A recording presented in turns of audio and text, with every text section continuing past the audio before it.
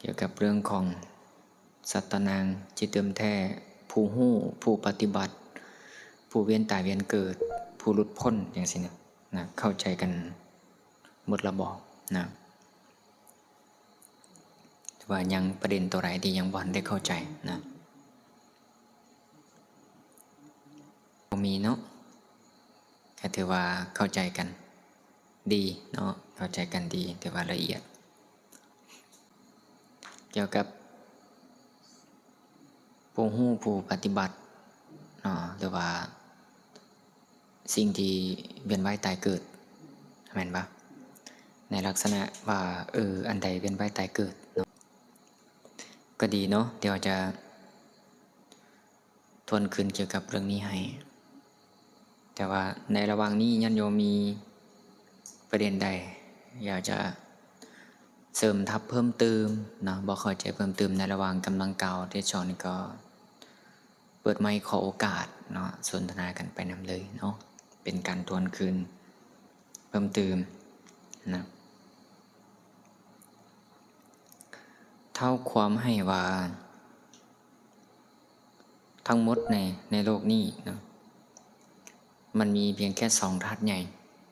นะให้เข้าใจแบบนี้ไปก่อนเนาะมันมีสองธาตุใหญ่หนึ่งเอิ้นว่าสังคตธาตุสังคตธาตุหมายถึงธรรมชาติที่ถูกปรุงแต่งด้วยเหตุปัจจัยมีการเกิดปรากฏเสื่อมปรากฏและก็ตั้งอยู่มีภาวะอย่างอื่นปรากฏเนี่ยแหละเอิ้นว่าสังคตะนะสังคตธาตุตัวที่สองนี่เอิ้นว่าอสังคตธาตุอสังคตธาตุหมายถึงสภาวะที่บ่ถูกปรุงแต่งด้วยเหตุปัจจัยบ่มีมาบ่มีไปบ่มีการโจมตีบ่มีการอุบัติเกิดขึ้นมันมีของมันอยู่แบบนี้แล้วดำรงอยู่แบบนี้แต่ว่าบ่มีมาบ่มีไปบ่มีอีหยังไปเป็นมันโดยประการทั้งปวงทั้งสิ้นนั่นเอิ้นว่าอสังคตะเป็นแบบนั้นที่นี่ในฝ่ายของสังคตะนี่เพิ่นเอิ้นว่ามีนามรูปคือกองของขันธ์มีอยู่แล้วเด้อให้เข้าใจแบบนั้นว่าไอ้พวกนี้มีอยู่แล้วคือกองของนามรูปเนาะกองของนามรูปยังบ่ได้มารวบรวมเป็นขันธ์5เทื่อนะยังคงเป็นนามรูปอยู่ในระหว่างนี้นะฉะนั้นพระพุทธเจ้าเพิ่นจึงได้ใช้คำศัพท์ว่าเบื้องต้นในอวิชชานั้นยังบ่ทันได้มีแต่ว่าอวิชชานี่มีปรากฏขึ้นมาในภายหลังมีปรากฏขึ้นมาในภายหลังซึ่งก็เกิดมาจากการที่ขันธ์ทั้ง5เนี่ยมันเริ่มทำงานโดยเหตุปัจจัยภาษาต่างประเทศทางนอกก็จะใช้คำว่ามันเกิดบิ๊กแบงหรือว่าเกิดระเบิดในโลกนี้เนี่ยล้วนแล้วแต่เป็นม้วนสารเป็นชะชานได้นะบ่มีอันใดที่เที่ยงแท้ถาวรแม้นตั้งแต่ขยายลงไปถึงเซลล์ถึงอะตอมถึงปรมาณูถึงอย่างต่างๆก็แล้วแต่เนี่ยเขาจะเห็นว่ามันอยู่แยกกันนะเป็นตัวไปตัวมันบ่ได้เป็นตัวเดียวติดแน่นแต่เดี๋ยวเห็นกันด้วยตาเปล่าของพวกเขาเนี่ยคือเป็นการรวมตัวกันของพวกเซลล์ต่างๆจนกลายเป็นก้อนสิ้นแล้วก็ให้เกิดความเข้าใจผิดที่มันฝังหักลึกเนาะยาวนานฉะนั้นตถาคตจะเกิดหรือบ่เกิดก็ตามธรรมชาตินี่มีอยู่แล้วแบบนี้นะเป็นอยู่แบบนี้บ่ผิดจากความเป็นแบบนี้แหละจะบ่ไปเป็นไปโดยประการอื่นนะฉะนั้นเนาะจึงเกิดกระบวนการทำงานของจิตขึ้นเริ่มต้นทำอิฐเนาะจิตดวงทำอิฐก็คือสภาวะหูรู้ธาตุหูเกิดขึ้นมาเป็นปฏิกิริยาของธรรมชาติซึ่งทุกๆวันนี้มันก็เกิดการกระทบกันเกิดการทำงานกันจิตเกิดระดับตลอดเวลาหลายล้านดวงนะในหนึ่งมือนับบ่ได้ประมวลข้างบ่ได้ นะทุกการเกิดการดับของมันแล้วปัจจุบันมันก็ยังคงเกิดดับเกิดดับเกิดดับคือวิญญาณทั้งหูความหูแจ้งทั้งหูก็ยังคงเกิดดับทุกการได้ยินเกิดดับตลอดและต้องเข้าใจนะว่าวิญญาณทั้งหูเกิดมาได้ด้วยเหตุผลใดเกิดจากตากระทบหูเกิดจากหูกระทบเสียงเกิดจากดังกระทบกลิ่นเกิดจากกลิ่นกระทบรสเกิดจากกายกระทบสัมผัสเห็นปะจังก่อให้เกิดวิญญาณเรานี้ขึ้นมาอันญาณโยมอาจจะสงสัยว่าแล้ววิญญาณเกิดมาได้ตรงใดเกิดมาจากการกระทบของสสารของมวลสารคือการกระทบกันของรูปธรรมและนามธรรมนั่นเองนะก็ให้เกิดขึ้นมาเมื่อมีการกระทบกันของรูปธรรมนามธรรมขึ้นมาปั๊บเนี่ยอวิชชาเริ่มแทรกซ่อนเริ่มมีความอยากของจิตอยากจะเกิดต่ออยากจะไปต่ออยากจะมุ่งเน้นต่อนะว่ากิเลสเริ่มเกี่ยวข้องกับจิตครอบงำจิตปรากฏต่อไปจึงมีการทำงานเป็นระบบของปฏิจจสมุปบาทหมุนต่อไปนี่อวิชชาปัจจยาสังขาราสังขาราปัจจยาวิญญาณังวิญญาณปัจจยานามารูปังนามารูปปัจจยาสลายตนังเริ่มเข้ามาในระบบนี้เริ่มมีการมีเป็นแล้วก็เริ่มมีอัตตาขึ้นมาละ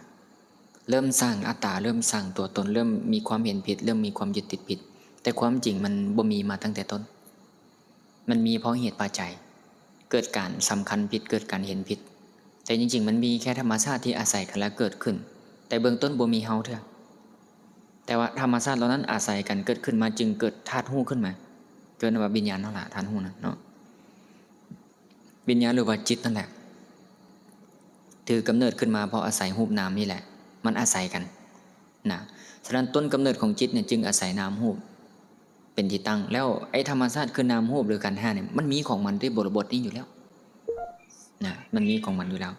เมื่อมันมีของมันอยู่แบบนี้แล้วนะเกิดปรากฏขึ้นมาเป็นความหูแจ้งขึ้นมาปั๊บเนี่ยจังค่อยเข้ามาอยู่ในระบบของปฏิจจามาเนี่ยการเวียนวนเริ่มมีการมีเป็นยึดถือด้วยความเป็นอัตตาเป็นตัวตนขึ้นมา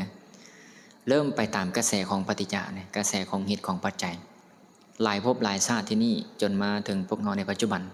ก็เลยคิดว่ามีเป็นจนนับครั้งบ่ได้ประมาณบ่ได้เพราะว่าในหนึ่งกับนี่นับเป็นปีบ่ได้ว่าเท่านี้ปีเท่านี้100 ปีเท่านี้1,000 ปีหรือเท่านี้แสนปีหรือว่าเท่าใดล้านปีเนี่ยนับบ่ได้นะและในบรรดากับทั้งหลายที่เราเคยเวียนตายเวียนเกิดนี่ก็นับเป็นกับบ่ได้ด้วยกับหนึ่งนับเป็นปีบ่ได้นะ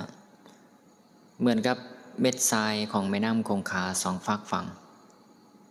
ไหลรวมมาที่ปา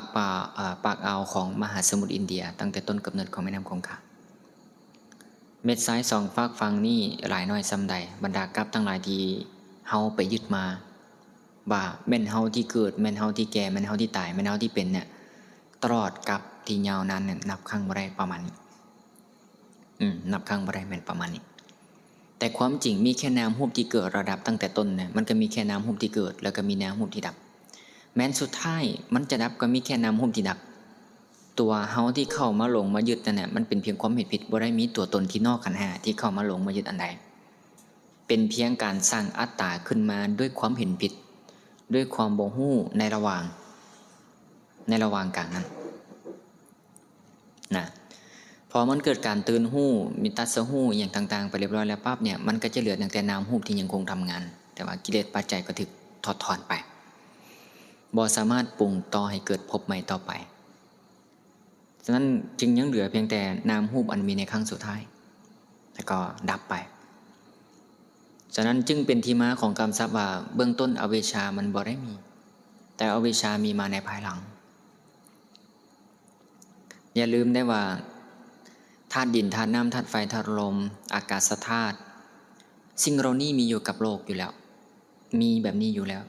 นะปัตตราคตจะเกิดหรือบ่เกิดก็ตามธรรมชาตินั้นยอมตั้งอยู่แล้วอย่างนี้เป็นอยู่อย่างนี้คือความเป็นอย่างนั้นคือความบ่ผิดจากความเป็นอย่างนั้นและบ่เป็นไปโดยประการอื่นคือความที่เมื่อมีสิ่งนี้เป็นปัจจัยสิ่งนี้จึงเกิดขึ้น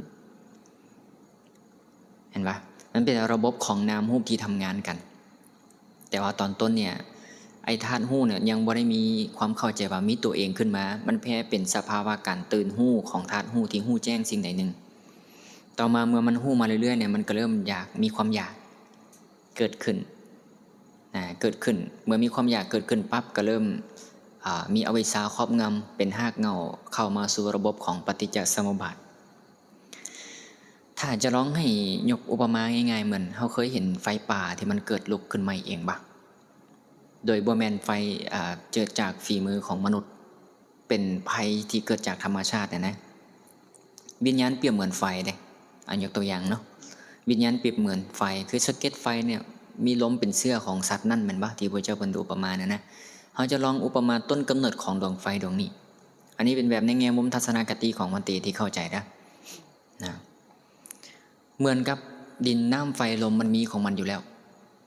เนาะธาตุดินธาตุน้ำธาตุไฟธาตุลมมีของมันอยู่แล้วนะแล้วฝนก็ตกลงมาแล้วด้วยระบบหลายอย่างที่มันจัดสรรบ่งหัวมันไปจัดสรรตั้งแต่ตอนใดแล้วกระบวนการมันก็เป็นแบบนั้นแล้วปรากฏเกิดเป็นแอ่งน้ำขนาดน้อยหรือว่าเป็นห้วยเป็นหนองตามระบบการมันนั้นเนาะทีนี้พอมาอยู่ในขบวนการที่ใบไม้หล่นลายปีเข้าลายปีเข้าใบไม้ก็เริ่มเสริมทับเข้ามาเฮ็ดให้แคมป์ฝั่งน้ำมันเริ่มมีใบไม้แห้งเป็นผุยผงเอียงต่างๆก็แล้วแต่ด้วยเหตุปัจจัยเนาะและฤดูนั้นก็พอดีเป็นฤดูแห่งความร้อนมาเยือนใบไม้อยู่ทั้งโคกนี่มันแห้งกรอบพร้อมลุกติดไฟได้โดยง่ายและก็ด้วยเหตุปัจจัยสถานที่หนึ่งผู้ดีดวงตะเวนกระทบกับแอ่งน้ำนั้นกระทบแบบนี้หลายวันเรื่อยๆมาถึงจุดหนึ่งที่ด้วยระบบเหตุปัจจัยมันลงตัวแสงอาทิตย์ที่กระทบกับน้ำนี่สะท้อนกับหญ้าไม้ต่างๆที่มันแห้งนะจนก่อให้เกิดประกายไฟที่ลุกหุ่งขึ้นมาการปรากฏขึ้นของประกายไฟดวงธรรมอิฐนี่ยังบ่ได้มีอัตตาอีหยังเถอะบ่แม่นประกายไฟดวงธรรมอิฐลุกขึ้นปั๊บแล้วมันจะลุกเลยจังซี่บ่แม่นดวง1ดวง2ดวง3พุ่นน่ะมันต่อๆกันมาเห็นบ่ไฟก็มันจะลุกเห็นบ่มันก็จะมีตัวดับตัวมอดพวกเจ้าเคยดังไฟเนาะเฮาเป่าแล้วตัวมอดก็มอดไปตัวดับก็เกิดขึ้นมันอาศัยกันเกิดต่อเนื่องขึ้นมาจนเกิดการลุกหุ่งของไฟขึ้นมาและไฟนี้ก็เริ่มลามไหม้ต่อไปเรื่อยๆและบัดนี้อาศัยลมบัดนี้เป็นเสื้อไฟคือลมเริ่มมาแล้วลมในนี้หมายถึงตัณหาอาจารย์ได้กล่าวไปตั้งแต่ตอนต้นว่าเริ่มต้นนามรูปมันอาศัยกันก็ให้เกิดวิญญาณหรือว่าจิตคือการหูแจ้งขึ้นมาดวงธรรมอิฐและไอ้จิตวิญญาณดวงธรรมอิฐเนี่ยอาศัยตัณหาคืออวิชชาเนี่ยเป็นเชื้อจึงเข้ามาสู่ระบบของปฏิจจสมุปบาทเริ่มลามไหม้จนเบิดดอนแล้วก็สะเก็ดไฟกับพัดไปจากดอนนี่ก็ไปสู่ดอนใหม่ถามว่ามันเป็นไฟอันเก่าบ่แม่นไฟดวงเดิมดับไปตั้งโดนแล้วแต่ว่าไอ้ไฟดวงใหม่เนี่ยไม่เป็นเปลวไฟดวงต่อไปเรื่อยๆแล้วบ่สิ้นสุดเพราะมีเสื้ออยู่เสมอลามไปบ่มีที่สิ้นสุดจากภูนี้ไปสู่ภูนั่นจากภูนั่นไปสู่ภูนั่นต่อไปเรื่อยๆบ่มีที่สิ้นสุดนั่นคือการยาวนานที่เฮาท่องเที่ยวคือการที่ไฟมันยังมีเสื้อละไม่ลามมาจนฮอดเฮาปัจจุบันนี้แต่พอมันไหม้ไปอยู่ในระดับหนึ่งแล้วมันเริ่มเข้าใจเสื้อบ่มีบัดนี้หมายถึงว่าไหม้จนหมดเขตละเสื้อบ่มีและเสื้อใหม่ที่จะไปสู่อัตภาพใหม่ก็บ่ปรากฏไฟก็ถือว่ามอดลงการมอดนั่นก็คือบ่มีการมาบ่มีการไปบ่มีการจุติบ่มีการอุบัติมันเป็นแค่เพียงแค่การมอดลงของนามรูปและก็เป็นเพียงแค่การปรากฏขึ้นของนามรูปและนามรูปนี่บ่มีไผเป็นผู้สร้างบ่มีไผเป็นเจ้าของบ่มีไผมาอยู่ในมันบ่มีไผมาหลงในมันก็เป็นธรรมชาติที่อาศัยกันปรุงแต่งกันด้วยเหตุปัจจัยเกิดขึ้นเป็นอยู่อย่างนี้และตอนนี้เนี่ยพวกเขากำลังหลงด้วยบริบทที่สำคัญว่าเป็นสัตว์บุคคลตัวตนด้วยความเห็นผิดเรียกว่ามิจฉาทิฏฐิคือความวิปลาสและฟังห้าเงาจนก่อให้เกิดความเคยชินว่ามีมานี่คือระบบของปฏิจจสมุปบาทหมายถึงว่ามีแค่ธรรมชาติที่อาศัยกันและก่อเกิดขึ้นฉะนั้นเมื่อที่พระพุทธเจ้าเพิ่นตรัสรู้เนี่ยปฐมยามเนี่ยพระพุทธเจ้าเพิ่นจึง ระลึกนะชาติได้ญาณที่หนึ่งเอิ้นว่าบุพเพนิวาสานุสติญาณพุทธเจ้าในเพิ่นสามารถย้อนอดีตชาติได้ด้วยอำนาจของกุศลต่างๆเนาะบ่มีจำกัดอดีตชาตินะบ่มีจำกัดเพิ่นจึงเข้าใจว่าเบื้องต้นอวิชชาบ่ได้มีนะบ่และตลอดระยะเวลาที่ผ่านมาเนี่ยที่พระเจ้าเพิ่นระลึกได้เนี่ยเพิ่นเห็นแค่นามรูปเกิดดับนามรูปที่เกิดนามรูปที่ดับนามรูปที่เกิดนามรูปที่ดับก็คือทุกข์ที่เกิดเพิ่นจึงกล่าวไว้ว่ามีแค่ทุกข์ที่เกิดมีแค่ทุกข์ที่ตั้งอยู่และมีแค่ทุกข์เท่านั้นที่ดับไปนอกจากทุกข์แล้วบ่มีอันใดเกิดนอกจากทุกข์แล้วบ่มีอันใดตั้งอยู่และนอกจากทุกข์แล้วบ่มีอันใดดับไปคำว่าทุกข์ในนี้ก็หมายถึงขันธ์ห้าคือรูปขันธ์เวทนาขันธ์สัญญาขันธ์สังขารกันแล้วก็วิญญาณกันเห็นปะแต่ว่าตลอดระยะเวลาที่ผ่านมาเนี่ยเฮายึดติดด้วยความเป็นเฮามาตลอดยึดเอาทุกนามรูปยึดเอาทุกขันธ์และยึดเอาทั้งหมดว่าในชาติปางก่อนก็แม่นเฮานี่แหละที่เป็นผู้เกิดในอนาคตข้างหน้าก็แม่นเฮานี่แหละจะเป็นผู้ไปเกิดและในที่เป็นอยู่ปัจจุบันเนี่ยก็แม่นเฮานี่แหละที่เป็นผู้กระทำกรรมนั้นดังนี้นั่นคือความเข้าใจที่เข้าไปหลงเข้าไปยึดเข้าไปสำคัญไปมั่นหมายบามีและเป็นด้วยบริบทมีแค่นี้เลยนี่คือฝ่ายระบบของสังคตะคือปรุงแต่งโดยเหตุปัจจัยมีเป็นตามลำดับตามกระบวนการทีนี้บางพระสูตรเนี่ยพระพุทธเจ้าเพิ่นก็ได้มาขยายความให้วิญญาณเปรียบเหมือนกับพันธุ์พืชเมื่อมีโอกาสได้เกิดขึ้นมาโดยเหตุปัจจัยแล้วเนาะจึงเมื่อขยายต่อลักษณะการปรากฏขึ้นของพันธุ์พืชพบเปรียบเหมือนพื้นนากรรมเปรียบเหมือนพื้นนาก็หมายถึงว่าการที่กระทำกรรมอันใดด้วยกายวาจาใจในปัจจุบันนี้จะเป็นระบบความคิดทัศนคติทุกๆอย่างมันก็เป็นปัจจัยในการสร้างกรรมตัวอย่างเนี่ยเฮาปล่อยให้อารมณ์ความโกรธครอบงำแค่ขณะเดียวก็สร้างพื้นนาในอนาคตแล้วได้โกรธหลายก็ขี้ร้ายหลายอิจฉาหลายก็จะตำศักดินาได้และการอิจฉาก็จะตำศักดินาไปเรื่อยๆเนาะขี้ที่หลายในอนาคตก็จะยากแค้นยิ่งเฮาเสพครบสิ่งใดเกิดความเคยชินใดนามรูปในอนาคตสภาพอากาศพบที่จะไปปรุงแต่งไว้แบบนั้นฉะนั้นความคิดที่ประกอบด้วยเจตนาที่มีกิเลสนะจึงเป็นกรรมนะเห็นป่ะความคิดที่บอกว่าคือภพนะจิตที่ก่อให้เกิดภพก็คือความคิดที่ประกอบด้วยเจตนาที่มีกิเลสแอบแฝงในภายในคิดโลภอยากได้ของเขาเป็นกรรมปะเป็นกรรมนะคิดปองให้เขาเป็นกรรมปะนี่แหละบุคคลคิดถึงสิ่งใดดำริถึงสิ่งใดดำริด้วยอกุศลดำริด้วยกุศลจัดเป็นกรรมทั้งหมดเป็นภพทั้งหมดเลยทีนี้เพิ่นจึงอุปมาเนี่ยวิญญาณเปรียบเหมือนพืชหรือว่าเม็ดพืชต่อมาจึงอุปมาเม็ดพืชเหมือนกับเม็ดข้าวซะเพราะเม็ดข้าวก็เป็นเม็ดพืชเนาะนะพื้นนาเนาะพื้นนาก็หมายถึงภพใหม่ในอัตภาพนั้นที่เราจะได้รับรวมทั้งนามรูปพร้อมเด้อนะจัดเป็นพื้นนาเลยแต่ตัวอย่างเขามาเกิดในกามมาพบปั๊บเนี่ยนี่แหละความสุขความทุกข์การได้เห็นรูปทางตาฟังเสียงด้วยหูดมกลิ่นเนาะสภาพแวดล้อมอากาศความเป็นอยู่คุณภาพชีวิตคนที่อยู่ใกล้ชิดมิตรสหายทุกๆอย่างเป็นระบบกรรมทั้งหมดเลยมันจัดสรรด้วยระบบนั้นเจ้าเฮ็ดสิ่งใดหลายเจ้าจะไปอยู่ในสิ่งนั้นหลายนั่นเป็นอย่างเขาจึงเกิดในตระกูลนี้เพราะเขาเฮ็ดกรรมเพื่อให้ได้อัตภาพนั้นเป็นอย่างเขาจึงไปเกิดในตระกูลนั้นเพราะเขาไปเฮ็ดกรรมด้วยอัตภาพนั้น นะอาศัยแห้งจูงใจแด่และก็เจตนาที่เป็นปัจจุบันแด่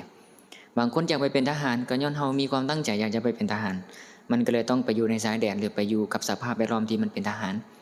บางคนมาบวชอยู่วัดก็มีสภาพแวดล้อมที่เป็นแบบอยู่วัดบางคนอยากสร้างครอบครัวกับคนจีนก็มีสภาพแวดล้อมที่มันปฏิสัมพันธ์กันได้เที่ยวไปจีนอย่างต่างๆก็แล้วแต่ทั้งหมดมันก็มีบ่วงของมันเนาะเอาละทีนี้กลับมาอยู่ที่พื้นนานั้นพบเปรียบเหมือนพื้นนาวิญญาณเปรียบเหมือนพืชและเม็ดพืชนี่คือเม็ดข้าวเนี่ยบ่เป็นแมงปัญหามันอยู่บ่นี้เด้อมันบ่เป็นแมงมีการเก็บงำไว้ดีและมีอย่างเลี้ยงในภายใน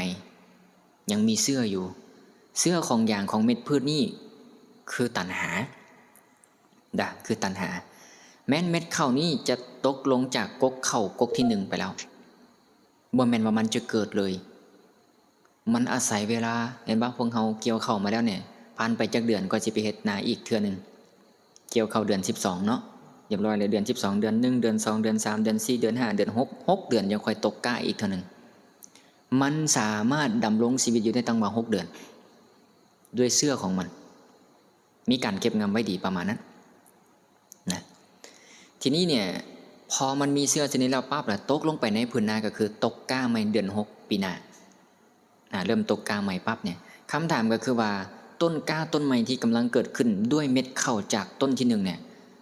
ต้นข้าวทั้ง2ต้นนี้เป็นต้นเดียวกันบ่แม่นต้นเดียวกันเห็นปะแล้วต้นข้าวต้นที่2เนี่ยก็เจริญเติบใหญ่จนกลายเป็นห้วงข้าวพร้อมที่จะแก่เกี่ยวเนาะแล้วเม็ดข้าวจากต้นที่2เนี่ยก็ไปตกลงในผืนนาที่3เหมือนกันมีการเก็บงำไว้ดีแล้วตราบใดก็ตามที่เม็ดพืชนี้บ่เป็นแมงเม็ดข้าวนี้บ่เป็นแมงมีการเก็บงำไว้ดีแล้วตกลงไปในผืนนาแบบนี้บ่อยากจะเครือเนี่ยการเกิดขึ้นของกกก้าการเกิดขึ้นของกกข้าวก็ยังคงจะเกิดแบบนี้บ่อยากและบ่มีที่สิ้นสุดไปแบบนี้โดยเหตุปัจจัยเป็นอยู่แบบนี้ไปเสมอนะเห็นบ่ว่าเฮาบ่ได้ไปเฮ็ดหยังกับมันคือตัวอย่างพวกกกหอกกกไฮเนี่ย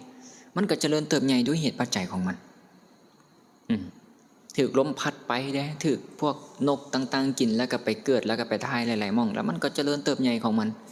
เกิดอยู่ไสก็มีเต็มไปหมดอยู่น้ำผืนนาแล้วแต่เหตุปัจจัยที่มันสร้างแล้วก็กลายเป็นกกโพกกไฮไปแต่เมื่อใดก็ตามทีเม็ดพืชนั้นบังเอิญว่าด้วยเหตุปัจจัยมันเป็นแมงเสียแล้วถึงแม้นจะลงไปในพื้นนามีน้ำหดมันอยู่การปรากฏขึ้นของกกไฮหรือกกเข้ากกนี้จะปรากฏขึ้นมาได้บ่ได้หมดสภาพเป็นบ่คำถามก็คือแล้วในเมื่อเม็ดพืชนี้เป็นแมงไปแล้วบ่สามารถเกิดขึ้นอีกต่อไปเม็ดพืชนี้เนี่ยหายไปไสมันดับแม่นบ่ดับแล้วบ่มีอีกต่อไปแม่นบ่บ่มีบ่เป็นแม่นบ่มันไปเป็นหยังบ่มีมันไปเป็นหยังบ่แม่นบ่มีมันไปไสบ่ไปเหนือไปใต้ตะวันออกตะวันตกมีไผไปเป็นมันบ่ก็บ่มีมันเป็นของไผบ่มีไผเป็นของมันบ่เห็นบ่มีไผอยู่ในมันบ่มีไผออกจากมันบ่มีไผออกจากเม็ดข้าวนี้บ่ก็บ่มีฉะนั้นจึงเป็นที่มาของคำว่ามีแค่ทุกข์ที่ดับเห็นปะมีแค่ทุกข์ที่ดับฉะนั้นเมื่อเวลาพระเจ้าเพิ่นกล่าวสอนเพิ่นจึงกล่าวสอนว่าเฮากล่าวสอนแต่เรื่องทุกข์กับความดับของทุกข์เท่านั้นเว้นนี้แม่นบ่มีแล้วบ่ได้แม่นสัตว์บุคคลตัวตนเฮาเขาโดยจริงโดยแท้แม่นบ่ได้มีแต่ตามสมมุติและตามภาษาโลกที่เขาเจ้ายังบ่เข้าใจด้วยเหตุปัจจัยเขาเจ้าก็ยังคงยึดว่ามีอันใดหนึ่งในขันธ์5ถึงแม้จะฟังธรรมจากพระพุทธเจ้าไปแล้วว่าขันธ์5เป็นอนัตตาเขาก็จะไปยึดอัตภาพอื่นว่าเป็นเฮาเพราะในขันธ์5เนี่ยเฮาไปฟังเบิ่งแม่ในเรื่องของกรรมพระพุทธเจ้าบอกไว้ว่ากายนี้เป็นกรรมเก่าอันปัจจัยปรุงแต่งให้เกิดขึ้นเป็นอภิสังขตะสามารถเสวยอารมณ์ได้หู้สึกต่ออารมณ์ได้หู้แจ้งอารมณ์ได้เนี่ยไอ้ห่างกายนี่ได้เป็นกรรมเก่าลองไปหาอ่านพระสูตรเบิ่งปึ้มกรรมเก่าเด้อหรือว่าก็ตาหูดังลิ้นกายใจเป็นกรรมเก่าสินะ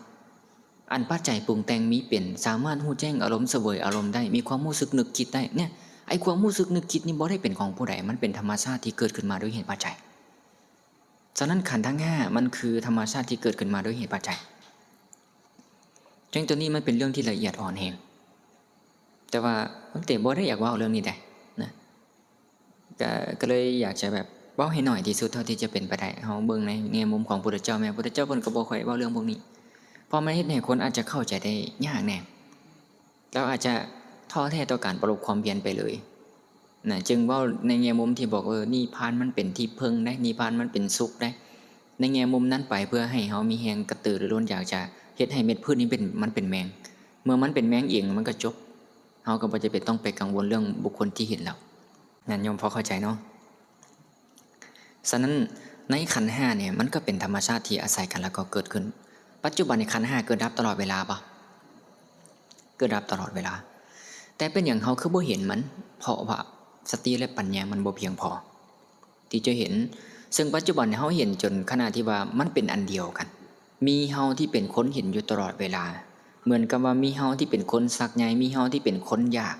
มีเฮาที่เป็นคนชังเห็นปะที่มีหรือเป็นอีหยังก็แล้วแต่ความต้องการอย่างต่างเฮายึดเอามันเป็นเฮาโดยประการทั้งปวงไปแล้วดังนี้เป็นต้นฉะนั้นเมื่อมันมีความเคยชินว่ามีตัวตนอันน่ะไอความเคยชินนี่นะและบ่เห็นว่าวิญญาณเนี่ยมันเกิดดับเนี่ยเห็นตั้งแต่รูปที่มันเกิดดับเห็นแต่ความคิดที่มันเกิดดับแต่บ่เห็นว่าวิญญาณเกิดดับเขาก็เลยเข้าใจว่ามันต้องมีอันใดอันหนึ่งที่นอกจากขันธ์ห้านี้เห็นปะที่มันทำงานอยู่ก็เลยไปตีกรอบอาจจะเป็นสิ่งหนึ่งอาจจะเป็นสัตว์เนาะอาจจะเป็นจิตเดิมแท้หรืออาจจะเป็นอะไรหนึ่งที่มันนอกจากขันธ์ห้าแต่ความจริงบ่มีอย่างนอกจากขันธ์ห้าเลยนะตามใดที่เฮายังแสวงหานิพพานอยู่นั่นยังบ่แม่นนิพพานนะเพราะนิพพานต้องปราศจากผู้แสวงหมดซึ่งความอยากหมดซึ่งความมีความเป็นหมดซึ่งอัตตาตัวตนในทุกๆสิ่งในทุกๆอย่างนะจึงหมดสิ้นกิเลสหมดสิ้นซึ่งอัตตาเหลือแต่นามรูปที่เกิดขึ้นตั้งอยู่ระดับไปนั่นเป็นธรรมชาติของมันอยู่แล้วและก็ล้อท่าเพียงแค่มันดับลงอันมีในขั้งสุดท้ายคือการดับลงของนามรูปนี้เหมือนกับต้นตาลที่ยอดกุดไปแล้วนี่คือพระอรหันต์พระอรหันต์ที่ต้นตาลบ่มียอดเหลือแต่ลำต้นนะลำต้นกับหากเงาต่อไปก็ล้อท่าเวลาหรือหมายถึงว่าล้อท่าตายล้อท่าลำต้นตายจนบ่เหลือต่อหากกับบ่เหลือแต่พื้นที่อันว่างเปล่าคำถามคือต้นตาลไปไสมีไผออกจากต้นตาลนี้ไปบ่มีไผอยู่ในต้นตาลนี้บ่มีไผต้องเฮ็ดหยังกับต้นตาลนี้บ่มันมีแค่ต้นตาลที่เกิดขึ้นโดยเหตุปัจจัยตั้งอยู่โดยเหตุปัจจัยดับลงเพราะเหตุปัจจัยมีอย่างกลับไปสู่ความเป็นอีหยังแบบดั้งเดิมบ่มีเห็นปะมันมีแค่นี้นะโดยบริบทของมันเหมือนจะเข้าใจยากอยู่ได้เนาะอันนี้อาตมาก็ได้อธิบายในแง่มุมแบบนี้เนาะตามที่อาตมาได้เข้าใจเนาะที่ศึกษามาตีกรอบได้ประมาณนี้ตามที่ศึกษามาท่านพวกเขาก็ต้องได้ไปสมเทียบข้อมูลเบิ่งในปฏิจจสมุปบาทแต่หลายอย่างเด้อหลายอย่างนะที่ศึกษาเรื่องของนิพพานเรื่องของธาตุขันธ์อย่างต่างๆมามันก็มีแค่นี้นะระบบชีวิตของพวกเขาเนี่ยมันมีแค่ธาตุมันมีแต่อายตนะมันมีแค่ขันธ์มันมีแค่ปฏิจจอาศัยกันแล้วก็เกิดขึ้นแต่พระตถาคตก็บ่เคยกล่าวสอนว่ามีพวกเขานอกขันธ์ฮะแต่ตราบใดก็ตามที่ยังมีกิเลสเกี่ยวข้องกับขันธ์ยังเอิ้นว่าสัตว์บุคคลมนุษย์เทวดาคนทันได้เด้อและการไปกันมาของสิ่งเหล่านี้ยังคงมีได้ยังใช้คำศัพท์ว่าสัตว์เวียนตายเวียนเกิดได้เพราะเขายังบ่วิจากระบบที่จะเอิ้นว่าสัตว์อยู่นะฉะนั้นในระบบของโลกเนี่ยยังใช้คำศัพท์เหล่านี้เหมือนเดิมแต่พวกเขากำลังเว้าสิ่งที่มันเหนือโลกเพิ่นเอิ้นว่าโลกุตระเนี่ยสามัญสำนึกเพราะธรรมะของพระพุทธเจ้าเนี่ยมันว่าเฉพาะเรื่องโลกุตระและสุญญตาธรรมสุญญตาในนี้หมายถึงว่าว่างจากตัวตนแต่บ่แม่นว่างเปล่าบ่มีหยังก็เลยอยู่บ่แม่นนั้นเป็นแบบนี้แต่พอเวลาเฮาย้อนกลับมาสู่ระบบของสังคตาปั๊บยังใช้คำว่าข่อยเจ้าสัตว์บุคคลผู้ใดยังมีกิเลสยังใช้คำว่าสัตว์ได้หมดยังเวียนตายเวียนเกิดหมดตราบใดที่ยังมีอวิชชาเป็นเครื่องกั้นมีตัณหาเป็นเครื่องผูกหรือยังบ่ฮู้อริยสัจสี่เนี่ยพระพุทธเจ้าจึงใช้คำศัพท์ว่าเฮาและพวกเจ้าทั้งหลายจึงแล่นแล่นท่องเที่ยวไปแล้วในวัฏสงสารนี้เป็นอเนกชาติบางคราวก็แล่นจากภพนี้สู่ภพอื่นบางคราวก็แล่นจากภพอื่นสู่ภพนี้บ่มีที่สิ้นสุดกำหนดที่สุดเบื้องต้นและเบื้องปลายบ่ได้บ่มีประมาณไปอยู่แบบนี้ตราบใดที่ยังมีอวิชชาเป็นเครื่องกั้นและตัณหาเป็นเครื่องผูกยังบ่ฮู้อริยสัจทั้ง4เป็นต้นยังคงใช้คำศัพท์นี้ได้ตอนเราพูดที่ฮู้อริยสัจ4แล้วเนี่ยปั๊บเนี่ยก็เข้าใจได้โดยบ่ยากจะเห็นได้ตามความจริงอ๋อทำเราใดเกิดจากเหตุก็จะดับลงเพราะเหตุหมดเหมือนกันสิ่งใดสิ่งหนึ่งมีความเกิดขึ้นเป็นธรรมดาสิ่งนั้นทั้งหมดย่อมมีความดับไปเป็นธรรมดามีแค่ทุกข์ที่เกิดขึ้นมีแค่ทุกข์ที่ตั้งอยู่และมีแค่ทุกข์ที่ดับไปมันมีแค่นี้เลยจะเข้าใจได้บ่ยากอยากให้ความสนใจว่าตัวตนแบบที่มันมีมาตั้งแต่ต้นของพวกเขามันบ่ได้มีมันมีขึ้นมาโดยเหตุปัจจัย แต่ตัวตนของพวกเขาที่จะออกจากขันธ์ห้าที่จะไปนั่นไปนี่มันบ่ได้มีมันดับลงมีแค่ทุกข์ที่ดับลงด้วยเหตุปัจจัยและธรรมทั้งหลายมันอาศัยกันเกิดขึ้นตั้งอยู่ระดับไปมันมีแค่นั้นนั่นคือปฏิจจสมุปบาทนะฉะนั้นพระเจ้าจึงใช้คำศัพท์ว่าเบื้องต้นอวิชชาบ่ได้มีอวิชชามีมาในภายหลังเมื่อใดก็ตามที่นามรูปปรากฏขึ้นมาโดยเหตุปัจจัยอวิชชาก็มีขึ้นมาและเมื่อใดก็ตามที่มีอวิชชาระบบปฏิจจ์ก็หมุนต่อปัตตะหมุนต่อไปเรื่อยๆบ่มีที่สิ้นสุดตามใดที่มันยังบ่ฮู้อะไรเงี้ยสัตว์ไม่ว่าในห้ากายเขามีแต่ปฏิจจสมุปบาทนั่นเนาะเดี๋ยวนี้มันก็ยังคงทำงานอยู่นะปฏิจจสมุปบาทหมุนเวียนของมันอยู่แม่นฉะนั้นวัฏฏะคือการหมุนเวียนของปฏิจจสมุปบาทเนี่ยจะมีแค่กิเลสนะปฏิจจสมุปบาทเนี่ยมีอยู่12อาการเนาะมีอวิชชาเป็นกิเลสตัณหาอุปาทานกับเหล่านี้เป็นกิเลสซึ่งอวิชชาเนี่ยเป็นกิเลสในส่วนของอดีตอุปาทานกับตัณหาเป็นกิเลสในส่วนปัจจุบันโดยสมเทียบแต่ความจริงมันก็เป็นอันเดียวกันสังขารหมายถึงเหตุปัจจัยหมายถึงกรรมเนี่ยมีกิเลสแล้วก็มีการกระทำกรรมต่อมาเป็นวิญญาณนามรูปสลายตนะผัสสะและเวทนานี่คือขันธ์ห้าคือผลจากการกระทำกรรมนั้นต่อมาบัดนี้เนี่ยตัณหาอุปาทานนี่เป็นกิเลสภาวะคือภพหมายถึงการกระทำกรรมด้วยอำนาจของกิเลสเมื่อกี้ให้ได้ภพอาจจะเป็นกามภพแด่รูปภพแด่อรูปภพแด่ส่งผลเฮ็ดให้ชาติเกิดชาติไม่ยังเกิดนะก็ทุกข์เกิดไม่ยังละทุกข์ก็คือขันธ์ห้าเกิดต่อไปเรื่อยๆบ่มีที่สิ้นสุดฉะนั้นในปัจจุบันตราบใดที่ยังมีกิเลสเฮาก็ยังกระทำกรรมด้วยอำนาจของกิเลสและจะคงได้รับวิบากของมันซึ่งนามรูปนั่นแหละได้เกิดในอนาคตนะแต่พวกเฮานั่นแหละที่ได้เกิดด้วยบริบทของมันนั่นนะพอเฮายังยึดมันอยู่เด้ในอนาคตปั๊บเกิดปั๊บก็สิบอกค่อยนี่ได้เกิดในอนาคตก็ได้บ่ก็เหมือนกับที่พวกเฮายึดว่าเฮาเป็นเฮาตอนนี้นี่ล่ะมันก็สิเป็นลักษณะเช่นเดียวกันโดยขน้อยขอโอกาสตอนจิตเป็นผู้ฮู้นี่จิตสามารถเห็นจิตตสังขารได้บ่ตอนนี้มันยังเถอะยังใช่บ่มันยังบ่ฮู้หยังเลยเนาะมันเป็นความฮู้ที่เป็นความฮู้ที่บริสุทธิ์อีหลีได้นะดั้งเดิมเป็นธรรมชาติที่บริสุทธิ์เนาะยังบ่ฮู้หยังแต่ว่ามันก็เกิดขึ้นมาจิตดั้งเดิมมันเป็นธรรมชาติที่บริสุทธิ์เนาะแต่ว่าจิตมันก็เป็นธรรมชาติที่เกิดดับเด้ด้วยบริบทของมันแต่เมื่อมีเหตุมีปัจจัยขึ้นมาปั๊บมันก็คงอยากจะเกิดต่อไปเรื่อยๆเรื่อยๆลามปั๊บคือตัวอย่างเนี่ยเวลาไฟป่าเกิดขึ้นดับอิฐปั๊บเนี่ยลุกปั๊บเนี่ยลมมาทันทีเลยป่ะลมมันก็มีของมันอยู่แล้วเด้เห็นปะลมมีของมันอยู่แล้วเด้กิเลสคืออวิชชามันก็มีของมันแบบนี้อยู่แล้วนั่นในระบบของสังกัตตะทั้งหมดเนี่ยมันมีนามรูปเกิดขึ้นตั้งอยู่ดับไปเนี่ยมันก็มีกิเลสอยู่ในนั้นด้วยนั่นกิเลสมันก็เป็นไฟของสังกัตตะฉะนั้นเมื่อใดก็ตามที่จิตเกิดขึ้นมาปั๊บเนี่ยคือไฟเกิดปั๊บเนี่ยลมยู่ทันทีเลยโดยเหตุปัจจัยเมื่อลมยู่ปั๊บก็เข้าระบบของปฏิจจ์เลยก็เริ่มมีความเห็นผิดสร้างอัตตาตัวตนขึ้นมามีเป็นขึ้นมาตามลำดับนี่เป็นการวิเคราะห์เนาะของอาตมาเนาะแต่พระเจ้าเพิ่นบ่ได้ลงลึกรายละเอียดตัวนี้ไว้เพิ่นเพียงแต่บอกว่าเบื้องต้นนะกำหนดที่สุดเบื้องต้นบ่ได้มันยาวนานหลายฉันจะไปหาอย่างฮู้มันให้ฮู้ปัจจุบันนี้ว่าในปัจจุบันนี้เนี่ยอันที่ขันธ์ห้ามีอยู่กันด้วยเหตุปัจจัยและมันก็จะดับลงด้วยเหตุปัจจัยนั้นเอิ้นว่าปฏิจจ์ฉะนั้นเฮาก็แค่เข้าใจว่าสิ่งทั้งปวงในโลกนี้เกิดขึ้นด้วยเหตุปัจจัยและดับลงด้วยเหตุปัจจัย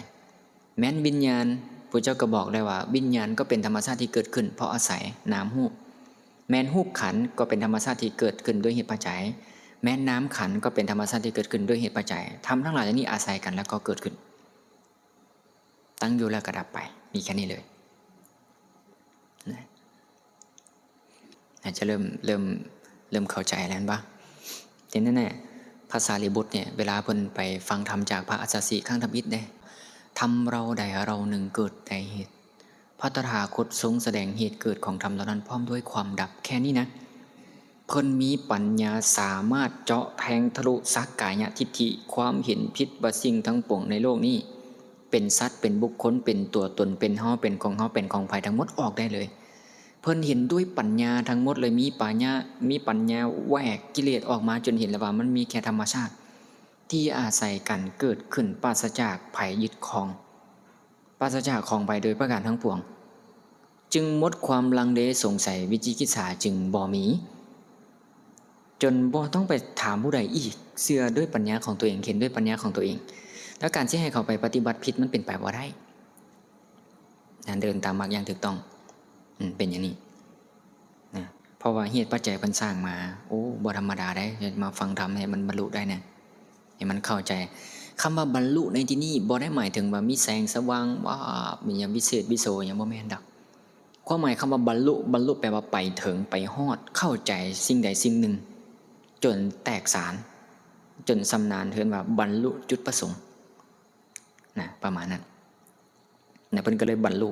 สัจธรรมความจริงหมายถึงเห็นความจริงเป็นความจริงตามธรรมชาติด้วยปัญญา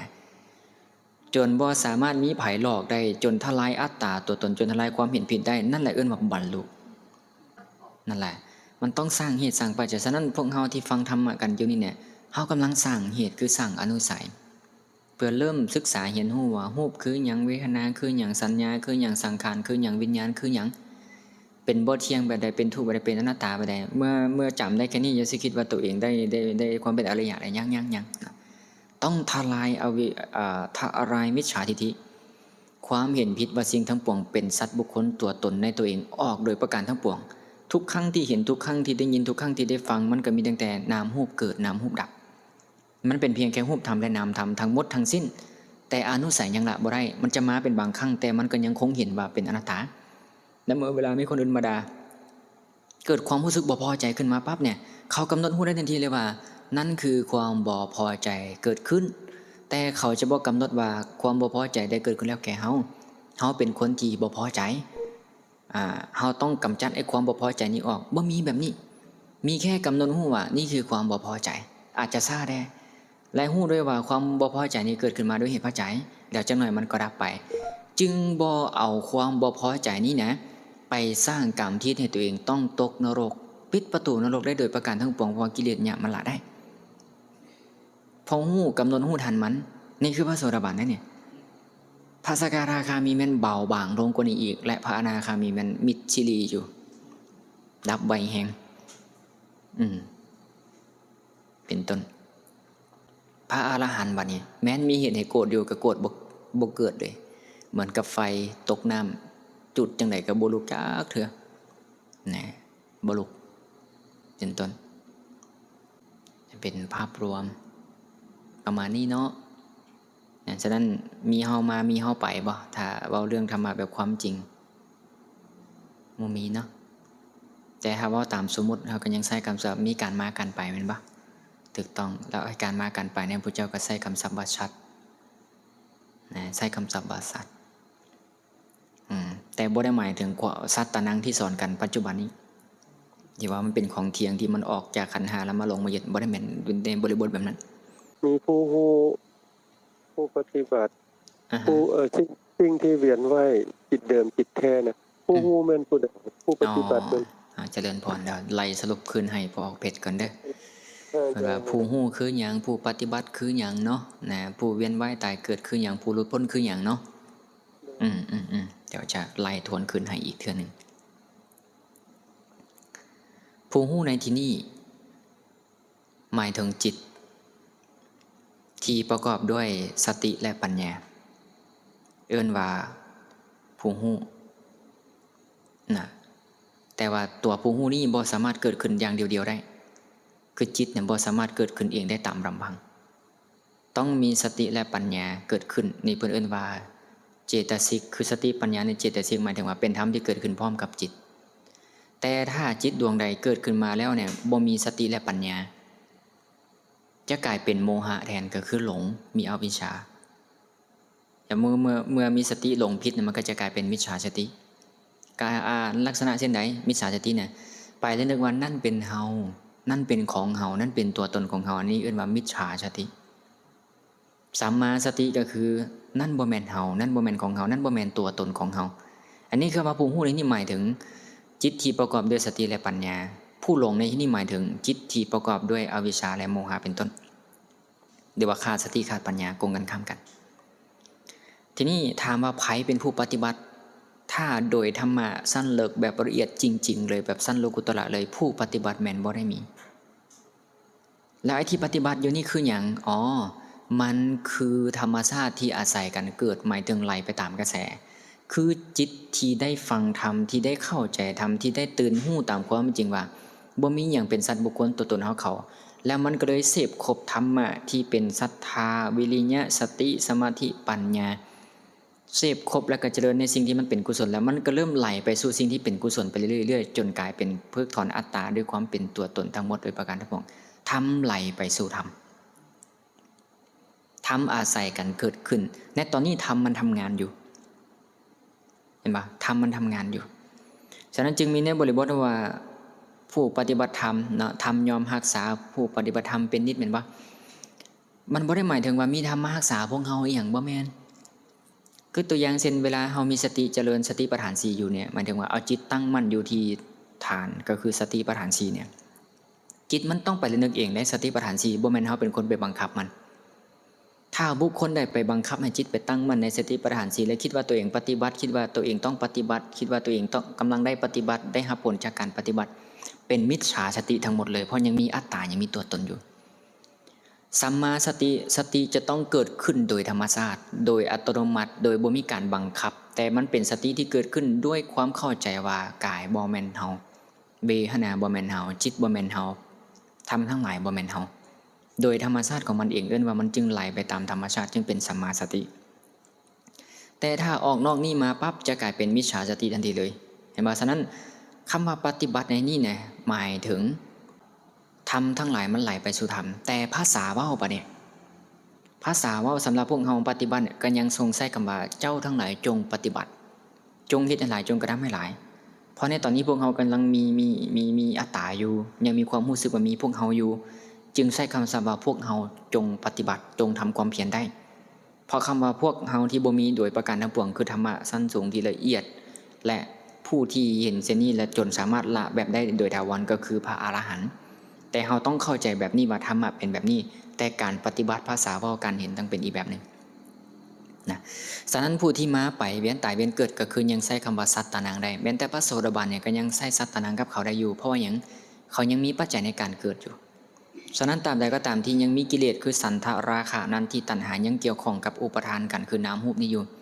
การเวียนตายเวียนเกิดยังสามารถบัญญัติการมีมามีไปสำหรับผู้นั้นได้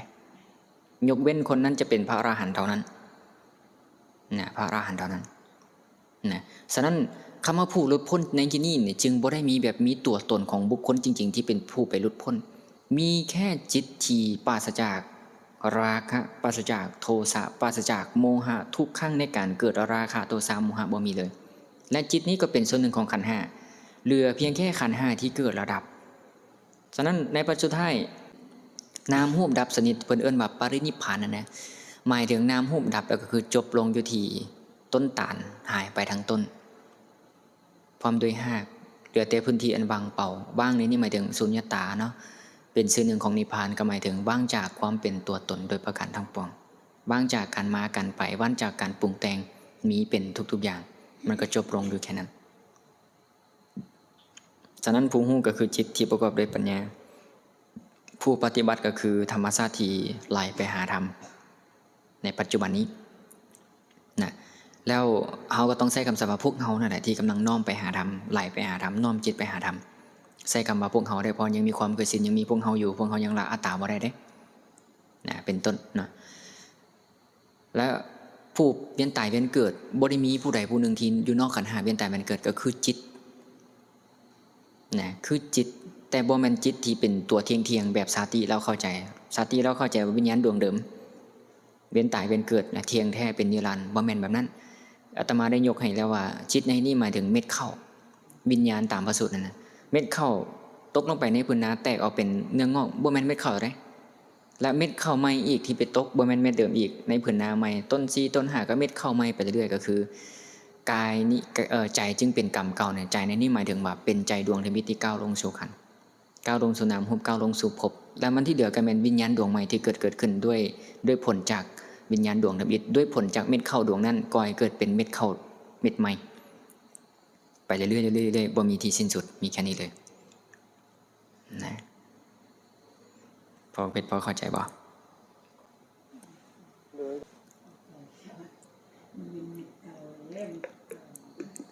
วิญญาณจึงเกิดดับตลอดเวลาแต่ว่า